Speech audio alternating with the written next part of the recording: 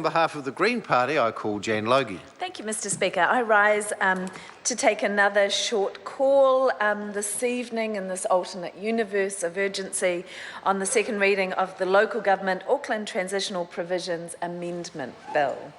Now, of course, normally, in the normal progression of legislation, we would be in this speech reading sections of people's submissions to Select Committee and using departmental advice to support our presentations and potentially supporting, presenting and explaining the amendments we might be making towards this bill.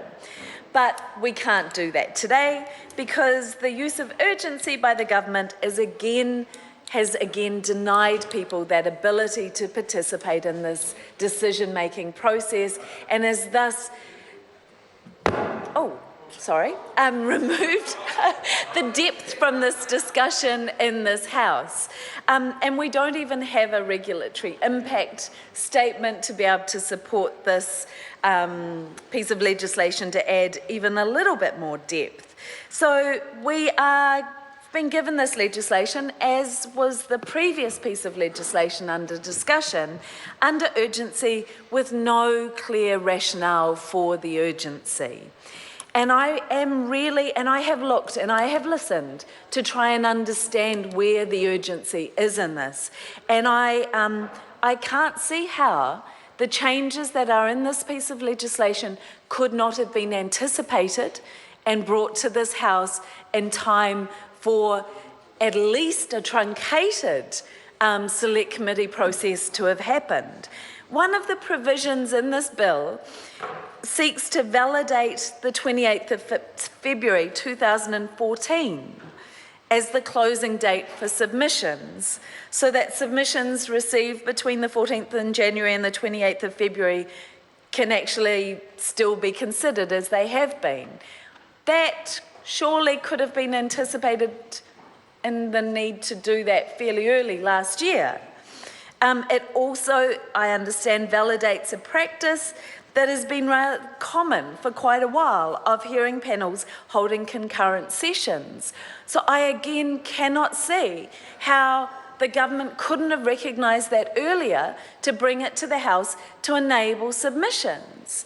And even the fact that the Minister, Nick Smith, announced his intent to introduce this legislation back in September, and now we are in mid-November rushing this through under urgency. If the key provisions of this bill were identifiable early last year and then only announced in September, but still announced in September, I cannot see why this is happening under urgency. And that is a key reason that the Green Party is unable to support this piece of legislation. We feel as if we need to actually make a principled stand in support of people's ability to participate in the decision-making process.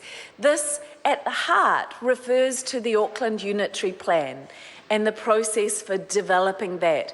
And that plan is no small thing. That plan is responsible for the future shape of Auckland.